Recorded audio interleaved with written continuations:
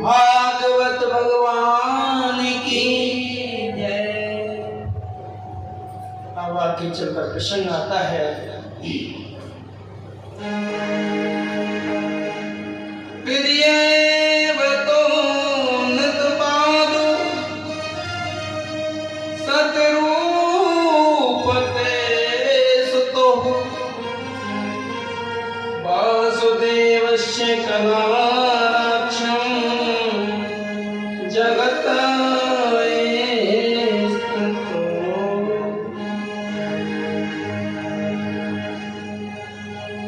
महारानी शत्रुता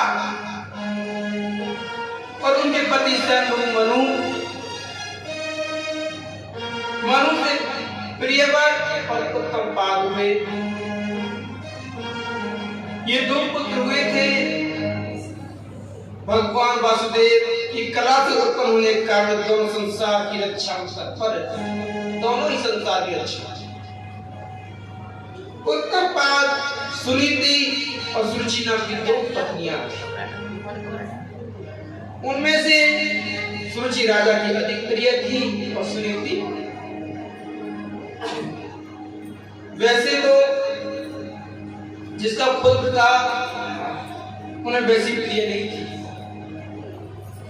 एक दिन राजा उत्तमपाद सुरुचि के पुत्र को गोद में बैठाकर प्यार कर रहे थे। उस समय सुरुचि ने देखा सूरज ने क्या देखा? टॉयलेट नीचे जाना कि पड़ेगा। मेरे किसी के दो शब्द फालतू नहीं सुन सकते, मार देते हैं या मर जाते हैं।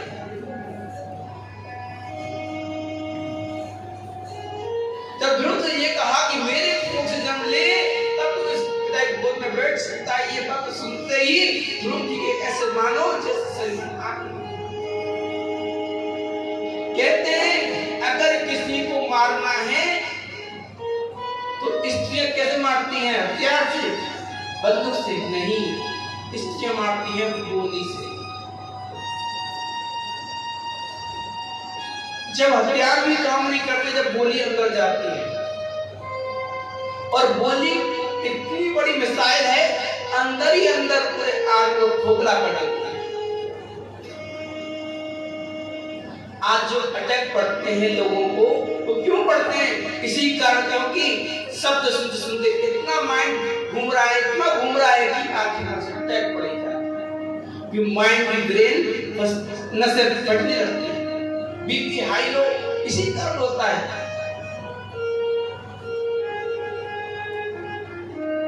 पहले लोग चोट मार देते थे, हाथ पैर तो सही हो जाते थे, किंतु जब अंदर की चोट लगी हो तो वो सही नहीं होती।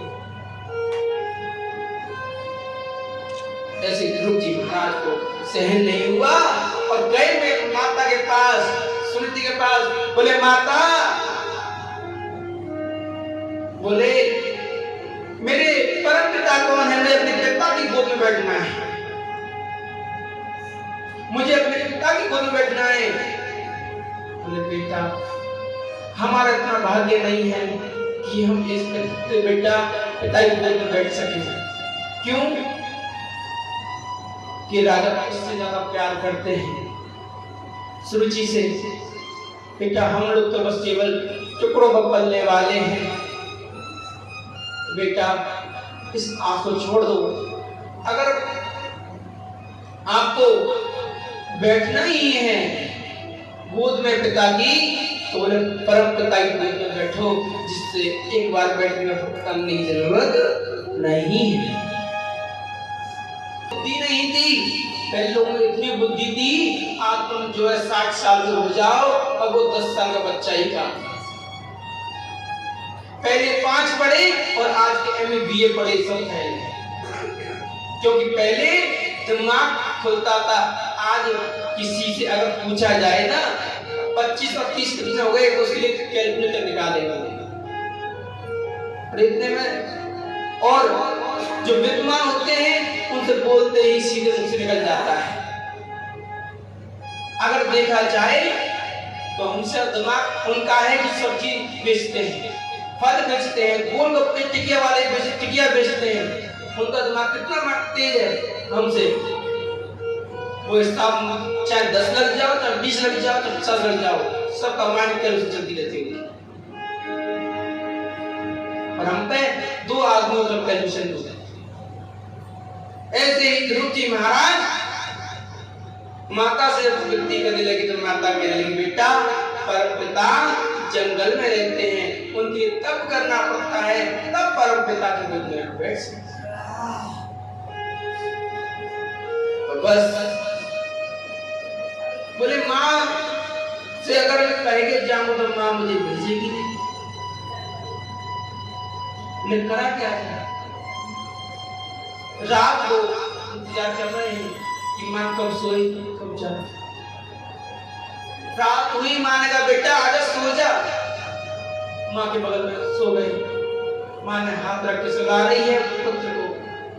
अब देखा कि पुत्र ने कोई बात नहीं, पुत्र ने भी जो है झूठ की नींद अपनी आंख को भर ली। और जब झूठ की नींद भर ली, माँ सो गई। माँ को क्या पता कि पुत्र चला जाएगा 5 साल की उम्र है। और जैसी माँ सोई तो रात में बड़ी भयानक हवा चल रही है, रात में जंगल का समय है, शेर चीता भालू सब घूम रहे हैं, सियाल में आवाज आ रही है। और इधर में ध्रुव जी महाराज को केवल कुछ नहीं ठीक रहा। बोले मुझे परम पिता की गोद में बैठना, जंगल में चले ही जा रहे, चले ही जा रहे। अब आगे चलकर नारद जी मिलते हैं। बोले बेटा तुम इतनी रात में भयानक, रात के 12 बज रहे हैं, आप कहाँ जा रहे हो? बोले परमपिता की गोद में। नारद जी हंसने लगे, तुम अभी 5 साल की उम्र है, तुम भगवान को प्राप्त नहीं करोगे। बोले हंस क्यों रहे हो? अब कहते हैं ना, राजपूत में नेक भी हंसी बर्दाश्त नहीं है। अगर किसी के दिल पर बात लग जाए ना तो उसे हंसी भी ये लगती है कि मेरी खिल्ली उड़ा रहा है। तो बस बोले मुझे बस ये बता दो कि मिलेंगे कैसे। बोले बेटा चिंता क्यों करता है, मैं चलता हूँ। अभी तो मैंने केवल निकलाई, तो इस गोद तो मुझे अभी मिलने को तैयार है। अगर मैंने परम पिता की गोद में बैठ गया तो यानी क्या होगा, कैसी गोद होगी? अब तो मुझे वही देखनी। तो बस बोले नारद जी, हे संत मनीषर, मुझे किसी की गोद में नहीं बैठना, मुझे तो केवल परम पिता की गोद में बैठना है बस। बोले बेटा बहुत रास्ता बहुत भयानक है, जंगल शेर चीता खा जाएंगे तुमको। बोले खाए तो खा जाने दो। बेटे ऐसी कहते हैं, संत भी परीक्षा लेते हैं कि भगवान के लिए आया है, संसार के लिए आया है। ये परीक्षा ले रहे हैं नारद जी। और जब परीक्षा में गुरु जी महाराज पास हो गए तो मंत्र देने लगे, ओम नमो भगवते वासुदेवाय नमः। ओम नमो भगवते वासुदेवाय नमः।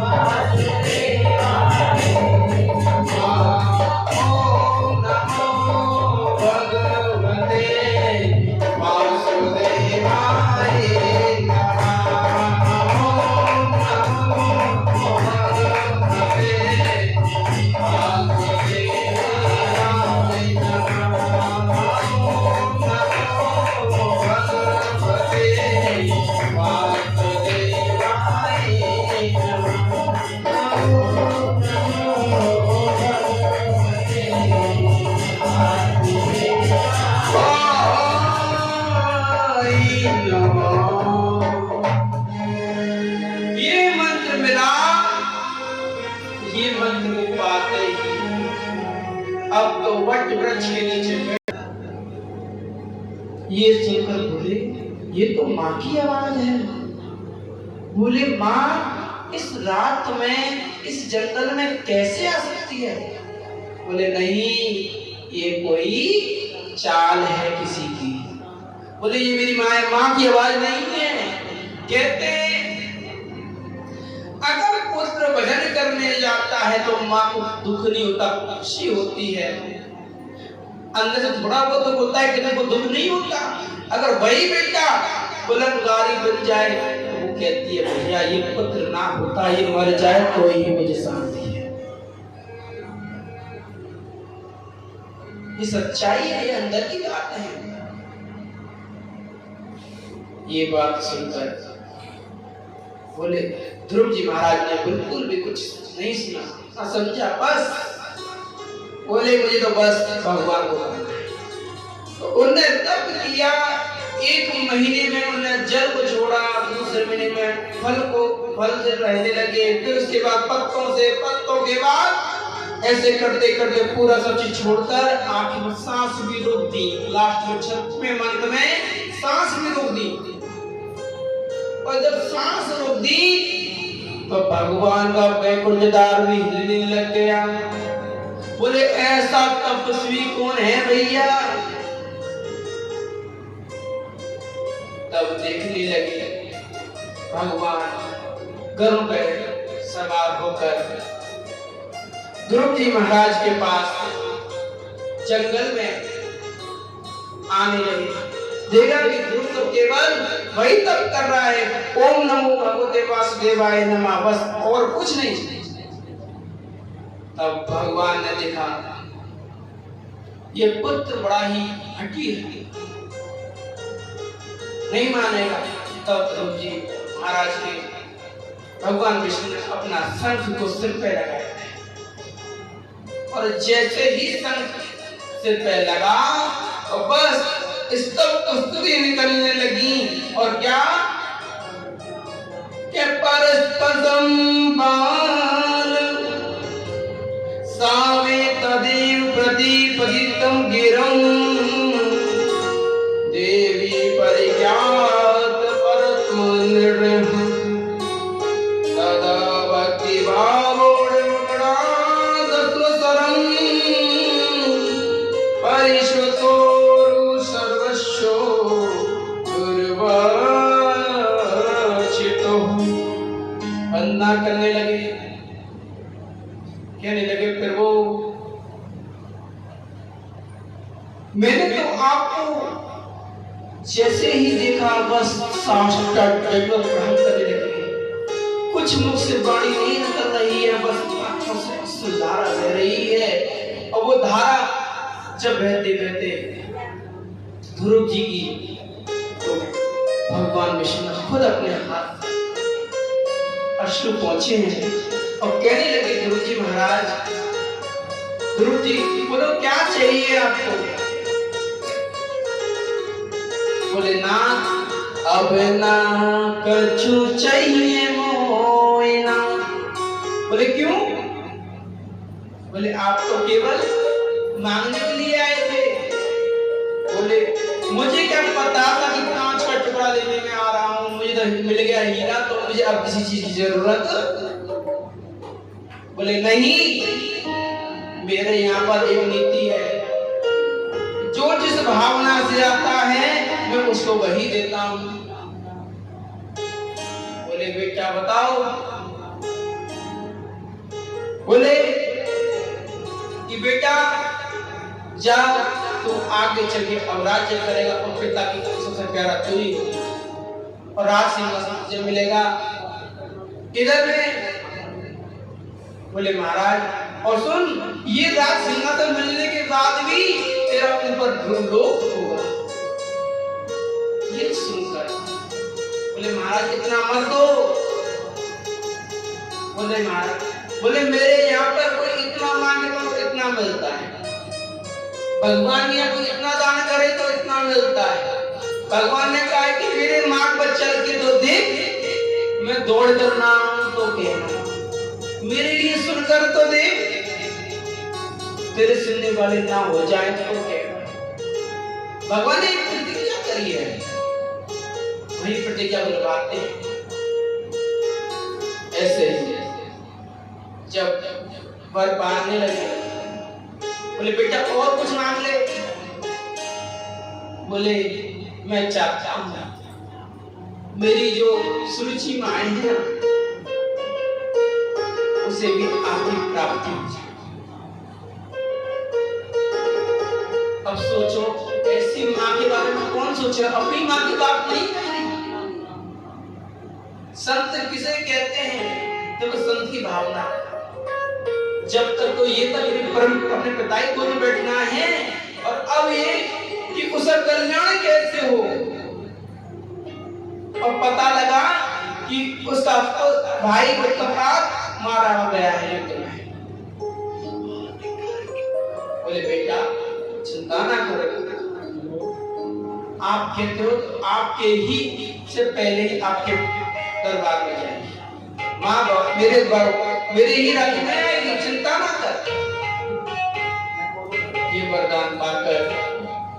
ध्रुव जी महाराज वन से घर लौट कर आए तो अपनी माँ से नहीं मिले, पहले सुरुचि माँ से। क्यों मिले ऐसा? क्योंकि बोले अगर आज ये माँ ना होती तो मुझे आज भगवान की प्राप्ति नहीं होती। बोल गोविंद भगवान की। इसीलिए कहते हैं कि हमारे विपरीत भी लोग होने चाहिए। क्यों? भजन करना है। अगर भजन करना है और बस क्यों भजन करते रहो, कोई मजा नहीं आएगा।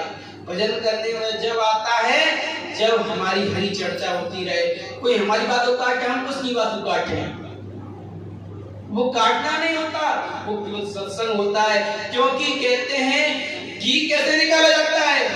जब मंथन किया जाता है, जब सत्संग से सत्संग का मंथन जब होता है तो रस निकलता है घी, और वही घी हमारे हृदय के हृदय को बदल देता है। वही है श्रीमद् भागवत कथा। और भागवत भगवान की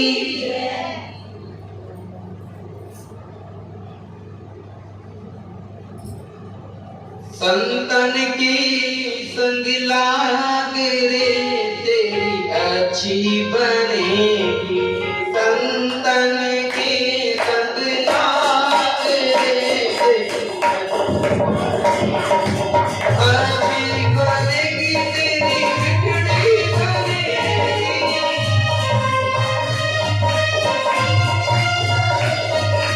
संतन के संग लाग रे तेरी अच्छी बनेगी। संतन के संग लाग रे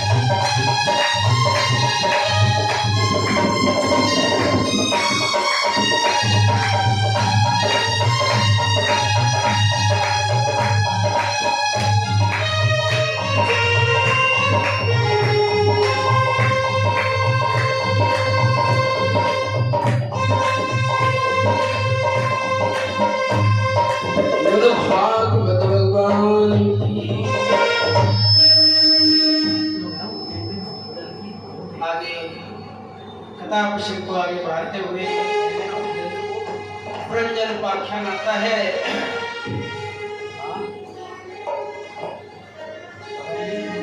पुरंजन उपाख्यान सारी कथाएं एक दूसरे में मिलती हुई, कहते हैं ना एक पहले घर की कहानी आएगा, वही सबके घर में होता है। कोई कैसे होता है, कोई कैसे तो होता है। ऐसे ही पुरंजन राजा थे, किंतु स्त्री के इतने आसक्त थे कि वो घर से बाहर भी नहीं निकलते थे, बस स्त्री का मुख देखते रहते। मदरा पीते तो संग पीते, खाते तो संग खाते, जाते तो संग जाते, सारे काम एक संग करते। किंतु अम्मा ने किया शिकार करने जाना है, शिकार करना तो आता नहीं, तो उसने कुछ नहीं बोला, स्त्री ने कुछ नहीं बोला। राज शिकार करने के लिए जंगल में चले गए। जब राज शिकार करने के लिए जंगल में चले गए तो क्या हुआ, जब शिकार करके आए तो देखा कि स्त्री कुपित पड़ी है और पहले तो आते ही बोलती स्वामी जी, अब तो कुछ नहीं बोली। कहते हैं कि आदमी जब घर पे आए, स्त्री और उदास मिल जाए तो और ज्यादा परेशान होता है, क्या हो गया ऐसे ही उसने देखा कि अब तो कहने लगी तुमको मेरी चिंता ही कहाँ है, अगर मेरी चिंता होती तो संग लेके जाते, मुझे अकेला छोड़ गए, यहाँ पे जाने कौन कौन आया, क्या क्या हुआ, इस तरह बात करने लगी। अब जो इतना प्रेमी हो, अगर वही इतने कड़े वचन बोले क्या सहन होगा। कहते ना, मैंने अभी कहा क्या कहा था कि स्त्री बाणों से नहीं मारती, केवल वचन रूपी बाण चलाती है। वचन रूपी बाण इतने चलाए वो व्याख्या की जाए बहुत कम है। वो सुनते ही कहते ना अटैक पड़ा, जैसे उसके हृदय में दर्द होने लगा और बस वो यही सोचने लगा मैं मर जाऊंगा तो ये कैसे रहेगी, मैं मर जाऊंगा तो ये, बस यही करते करते आखिर में मरी। कहते हैं मरते वक्त जो जीव जिसको बचता है उसी का दुख आता है। अगर मरते हुए हमारी ममता ये जा रही है कि नाती जाने कैसे रहेगा, घर चलेगा कैसे, तो आखिर में हमें उसी घर में आना है, चाहे बैल बन के आओ चाहे कुत्ता बन के आओ। आज तो गैया को पालता नहीं, कुत्ते ही बन के आएंगे। तो यही है कि इस पुरंजन उपाख्यान से आगे बढ़ा बहुत है इसकी, कि संक्षिप्त में यही है कि इससे यही शिक्षा मिलती है कि अगर हम अपने किसी भी कुटुंबी का मरते समय, अब कहते हैं ना बचपन से जब राम का नाम नहीं लिया तो राम में कौन राम का नाम नहीं लिया जाता, क्योंकि कहते हैं कि जवान ऐसी है जिसको जो बचती आदत पड़ जाती है तो मरते टाइम भी वही आवाज निकलती है। अगर कहते हैं ना अब हरे कृष्ण की माला करने लग जाओ, रात में सो रहे होंगे ना तब भी आपकी यूं चल रही होगी, मुंह से पता नहीं अपने आप आवाज निकलती रहती है। बोले ऐसा क्यों? बोले संत यही कहते हैं कि बेटा वैसे गृहस्थी में तुम पे वजन नहीं होगा, क्योंकि अगर आपको वचन में भांग दिया जाएगा तो ये तुम्हारे लिए भगवान के दरबार खोल देगा। लोग कहते हैं 16 माला बहुत ज्यादा है, टाइम लगता है, टाइम नहीं है। अरे टाइम नहीं है, कोई बात नहीं है, संसार के 24 घंटे क्या 1 घंटे का समय नहीं? अगर संसार में अगर 48 घंटे भी होते ना तब भी समय नहीं। क्यों? क्योंकि हमारा मन भगवान में लगता नहीं है, इसलिए समय नहीं है। और पुत्रों के लिए समय पूरे 24 के पूरे 48 घंटे रात में भी नहीं सोएंगे। और भजन करने वाले व्यक्ति से कहा, भजन करने वाला व्यक्ति रात दिन नहीं देखता। इसीलिए कहते हैं कि हमेशा वचन में बने रहोगे फायदे में रहोगे, और जो वचन से दूर रहता है फायदे में नहीं रहता, नुकसान नहीं रहता। कहते मरते समय जब कहते हैं अगर नीचे के द्वारों से अगर आत्मा निकले तो नरक की ओर जाती है, अगर सिर फटके निकले तो ब्रह्मलोक में जाती है, आंखों से निकले भगवान के धाम में जाती है।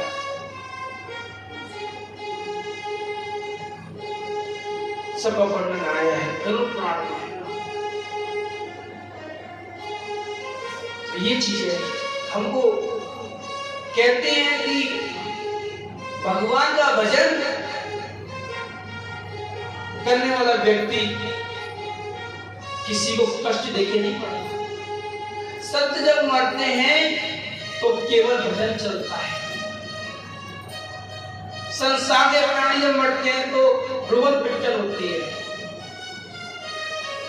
और एक बात बताइए कि जब रोवन पिटन हो रही है थोड़ी देर बाद ही चाय भूख लगती है, कहाँ है दुख हमारा? थोड़ी देर पानी लिया गला सूख जाएगा। ये हमारा केवल मोह है। मोह के कारण ये चीजें होती हैं, किंतु जब कहते हैं मोह कब तक होता है? जब तक हमारे पास में होता है। मोह ये नहीं शरीर से मोह, संसार की हर चीज से मोह हो जाता है। किसी बच्चे को एक अपने कप से मोह हो जाता है, किसी को खिलौना से मोह हो जाता है, किसी को अपनी गाड़ी से मोह हो जाता है। सबका अपना अपना वो है। तो ऐसे ही कहते हैं कि प्रजन उपाख्यान कहता है कि सब तज भजिए नंद कुमारा, यही जीवन और यही एक धारा। सब तज भजिए नंद कुमारा, यही एक जीवन एक यही धारा।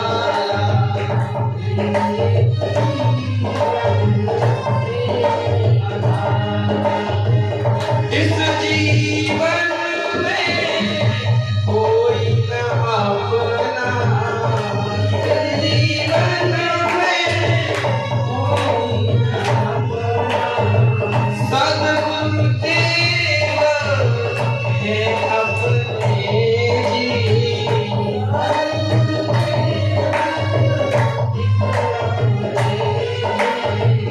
जो साथी जो साथ निभाए, वही असली साथी होता है। असली जो साथ निभाए, वही जीवन का साथ होता है। केवल साथ कौन निभाता है? अगर भजन करने वाले होंगे तो क्या कहेंगे?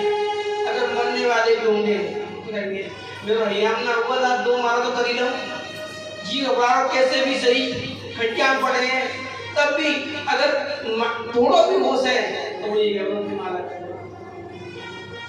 यही है संत इसीलिए कहते हैं कि बंधन में बंध जाओगे तो फायदे में रहोगे।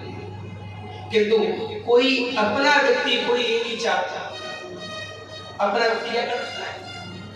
हॉस्पिटल जाकर कर लेता है, बोले हम तो क्यों देखने के लिए आ जाएंगे इस पैसा।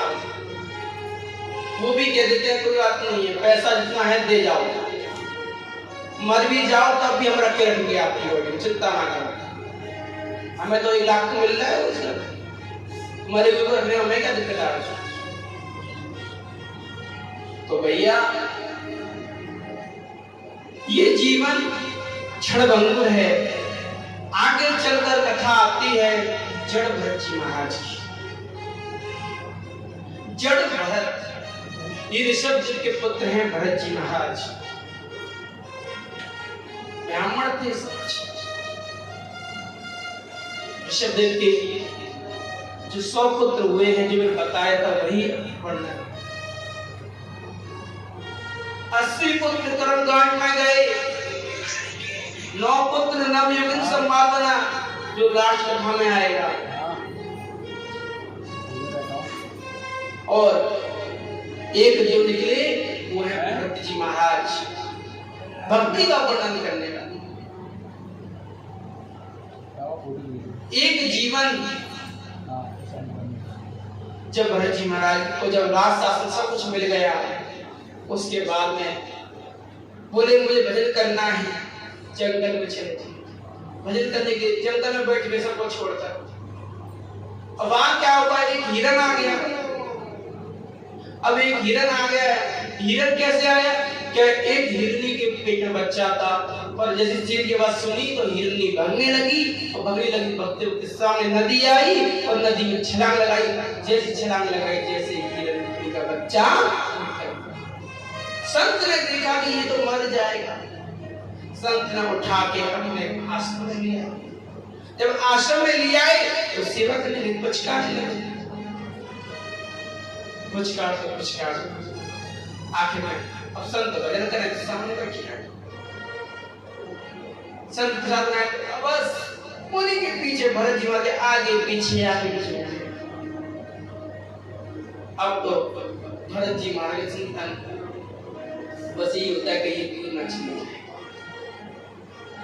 एक बार क्या हुआ कि वो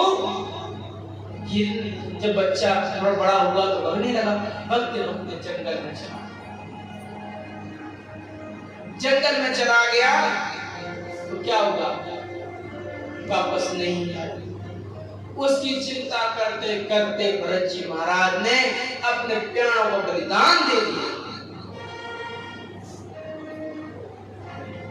तो जब प्राणों को बलिदान दिए, इतने भजन करने वाले भी उनको क्या बनना पड़ा, हिरन। हिरन बनने के बाद उनको याद था कि मैं अगले जन्म में मैंने ऐसे किया है। बस उन्हें जैसे तैसे संतों की सेवा में लगे रह के अपने जीवन को पूरा किया, और आगे चलकर उन्होंने ब्राह्मण कुल में जन्म लिया और उनका नाम रह गया जड़ भरत। जड़ भरत नाम क्यों रह गया? क्योंकि वो कुछ भी ना करते। अगर किसी ने कह दिया कि भाई कुआं खोदना है तो पापा गड्ढा करना है, कुआं खोद देते, और कहना कि मेड़ बांध दे तो पहाड़ बना देता। तो उनकी भाभी बड़ी परेशान, लिए कुछ करने का नहीं, तो खेत के काम दे दिया। अब खेत काम में भी यही होने लगा तो भाई बड़ा परेशान, शरीर बड़ा अस्पष्ट था। तो क्या हुआ, रघुगढ़ राजा पालकी में जा रहे, किसके यहाँ, कपिल मुनि के। किस लिए, ज्ञान ले।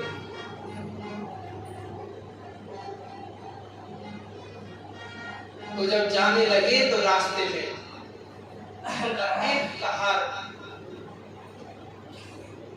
बीच में से गायब हो गया। तो देखने लगे, बोले कोई और दूसरा कहार लेके आओ। दूसरा कहार जब देख के लेके आए तो देखा कि यह दुष्ट है, इसी को ले चले। अब उसको जब ले जाने लगे तो लग तो गए पालकी में। बस ये देख रहे हैं कहीं मेरा पैर ना अड़ जाए, चींटी कहीं ना मर जाए, चींटा ना मर जाए, मेरे द्वारा किसी को कष्ट ना हो। तो पालकी हिलने लगी। जब पालकी हिलने लगी तो राजा ने कहा ये कौन है? देखा, उसने कहा, जड़ ने कहा महाराज जिस ज्ञान को लेने आप जा रहे हैं वो ज्ञान यही सिखाता है कि कोई जानवर, कोई पशु, कोई पक्षी, कोई मानव ना हो, तुम ऐसे राजा हो जो पालकी बैठे जा रहे हो, ये भी तो मानव है, आपको सिर कंधों पे लेके जा रहे हैं। ज्ञान सुनने का ये नहीं बनता कि आप दूसरों को कष्ट दो और खुद ज्ञान ग्रहण करते जाओ। ये जब बात सुनी तो रघुगण राजा तुरंत पालकी से उतरे, तुरंत प्रणाम करने लगे, कहने लगे महाराज कहीं आप कपिल मुनि तो नहीं है, वेश बदल के आए हो?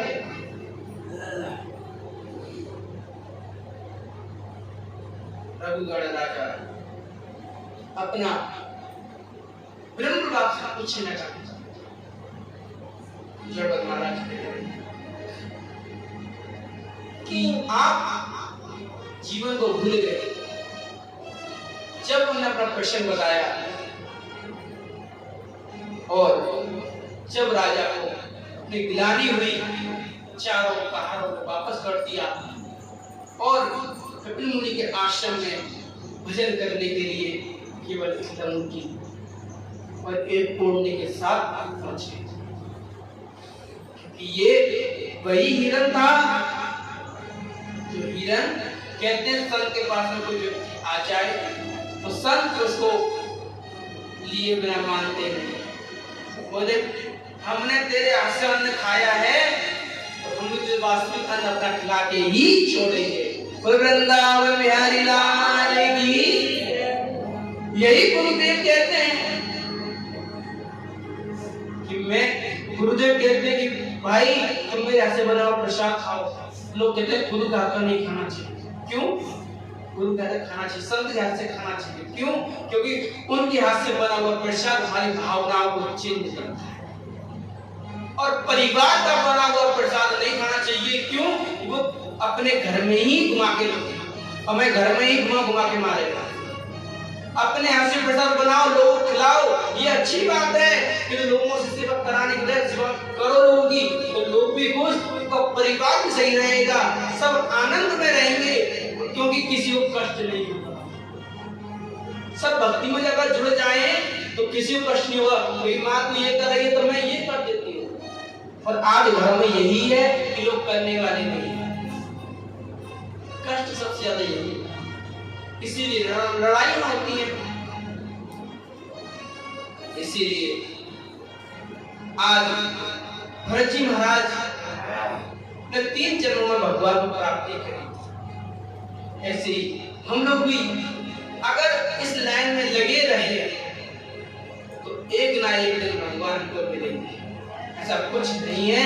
लोग कहते हैं कि भगवान नहीं होते, जो लोग कहते हैं भगवान नहीं होते उनसे ये पूछ लो कि ये यमुना जी किसने बनाई। एक बार क्या हुआ, हिंदू और एक मुसलमान 2 दोस्त थे।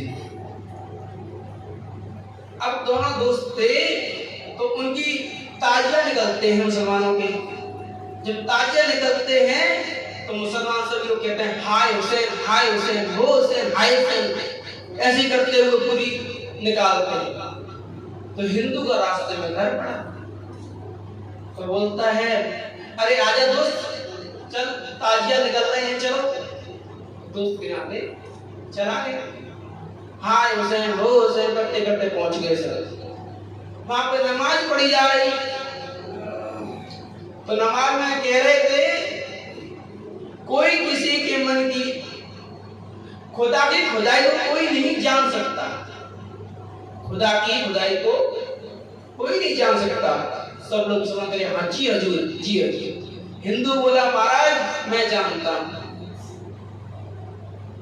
बोले कैसे जानता है? बोले महाराज ऐसे नहीं बताऊंगा मैं। बोले कैसे बताएगा? बोले शर्त रख लो पहले। बोले शर्त कितने की? 5-5 हजार की तो रखो महाराज, कम से कम कुछ बड़ा भला हो जाए हमारा भी। बोले ठीक है भाई, 5000 की शर्त हुई और सबके सामने उसने कहा महाराज चलो हमारे संग। बोले कहाँ? चलो सही, यमुना जी पर लेकर आए। बोले ये तुमने खुदाई? बोले नहीं। मैं बाप ने खुदाई? बोले नहीं। मैं बाप की बाप ने खुदाई? बोले नहीं। बोले ये क्या है? खुदा की खुदाई। अच्छा 5,000 देने पड़े। अब उसने कहा मैं कल भी चलूंगा, नमाज कल भी पढ़ जाएगी, कल भी चलूंगा। कहते ना किसी ब्राह्मण आदमी का 2-4 हज़ार मिल जाए तो कहता दोबारा नहीं चलता, पैसे मिलेंगे कुछ। तो ऐसे ही अगले दिन भी क्या हुआ, नमाज पढ़ी जा रही थी, पहुंच गए हिंदू भाई दोस्त के साथ में। अब वहां कह रहे थे मौलवी साहब कोई किसी के मन की नहीं जान सकता। बोले महाराज मैं जानता हूं। बोले ये तो यहाँ पे भी आ गया। बोले हाँ मैं जानता हूं। बोले आप तो मौलवी साहब बड़े बोले कोई बात नहीं है, ये मेरी मन की जान लेगा, मैं उसी विपरीत बोल दूंगा, मैं ही जीतूंगा, कोई जीतने वाला नहीं है। बोले आप तो मौलवी साहब, बोले आप तो 10,000 की शर्त करेंगे। बोले क्योंकि पहले भी 5,000 है, 5,000 रख के 10,000 की शर्त करेंगे। बोले जी हजूर मैं मंजूर है, 10,000 की शर्त हो गई। तो बोले बताओ मेरे मन में क्या चल रहा है। बोले महाराज आप ये सोच रहे हो कि लोग सुखी कैसे बने, लोग सुखी कैसे बने। अब क्या मौलवी साहब ये कहे ना मैं चाहता हूं दुखी हूं सब लोग, अगर दुखी कहें तो अभी मौलवी साहब पे क्या सबके सामने। बोले तुम ये चाह रहे हो कि मैं जितना लोगों की सेवा कर सकूं उतनी ही सेवा करूं, समाज के लिए अपने जीवन को न्यौछावर कर सकूं। ये बात सुन कर मौलवी साहब हार गए और तुरंत। तो भैया हमारे हिंदुओं में कितनी बुद्धि है कि ये कुरान बाइबल सब हमारी इन शास्त्रों से निकली हुई है। एक सनातन धर्म जिसका आदि ना अंत है वो है सनातन, सदा चलता हुआ आ रहा है, इसलिए कहते हैं सनातन धर्म। सनातन धर्म से ऊपर कोई धर्म नहीं है। जो कोई मानता है तो वो वास्तविक में मूर्ख है। इसीलिए कहते हैं कि सनातन धर्म की ध्वजा सदा ऊंची है, रहेगी, मानो या ना मानो। हिंदू और लोग आज क्या कर रहे हैं कि कहते हैं दुष्ट संग ना देह विदाता, जासे होए नरक को वासा। आज स्कूल कॉलेज में सबसे बड़ा दुष्ट संग है वो क्या कि वहां पर ये पढ़ाया जाता है कि हम बंदर की संतान हैं। वहां पर प्रियत कराए क्या जावे इंग्लिश। बोले हमारी हिंदू भाषा ना हिंदी भाषा ना।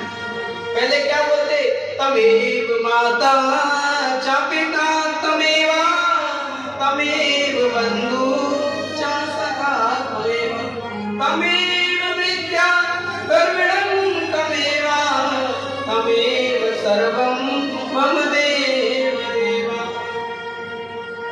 पहले इस तरह बदलना होता है और आज क्या है इन बदलना कोई सेंस नहीं, क्योंकि ईसाइयों के स्कूल है। हम कहते हैं कि ईसाई स्कूलों में पढ़ाओगे तो हमारे घर को विनाश करना कोई नहीं हो सकता, कि विनाश की यही जड़ है। ये हमारे धर्म को छीड़ करने के लिए चलाई गई और इसी कारण आज सभी लोग धर्म से जो यंग जनरेशन है उनको वास्तविक ज्ञान नहीं मिले, इसलिए धर्म से विपरीत रहते जा रहे हैं और वो धर्म को मानते नहीं हैं। और इसीलिए मौलवियों की में जाते हैं, कभी कोई ईसाई बन जाए, कोई सिख बन जाए, सब कुछ बनने लगे क्योंकि उनको सत्संग की प्राप्ति। इसीलिए प्यारे बंधुओं सभी लोग कल अजामिल उपाख्यान, चित्रकेतु उपाख्यान और पहला चरित्र और नरसिंह अवतार की कथा आएगी। सभी लोग कल फिक्स 2 बजे से लेकर 5 बजे तक कथा चलेगी। सभी लोग आनंद लेते रहे। तो ये जीवन क्षणभंगुर है। कहते हैं बड़े भाग मानस तन पावा स्वतंत्र मुनि जन ग्रंथन गावा। तो ये बात हम लोग जानते हैं, समझते हैं, सुनते हैं, किंतु बस यही है कि हमको संघ की प्राप्ति नहीं होती, इसलिए हम चल नहीं पाते, इसलिए हम चल नहीं पाते। अगर हमको सही लोगों की संग प्राप्ति हो जाए तो हमको कोई रोक नहीं सकता। तो यही जीवन है कि जीवन को अपने को भगवान समझ करते हुए, जीवन का आनंद लेते हुए, अपने वृंदावन धाम की कृष्ण मुरारी की अपना भजन करते हुए आगे बढ़े और कथा जितना हो सके इतनी कथा सुने तो आनंद ही आनंद आएगा।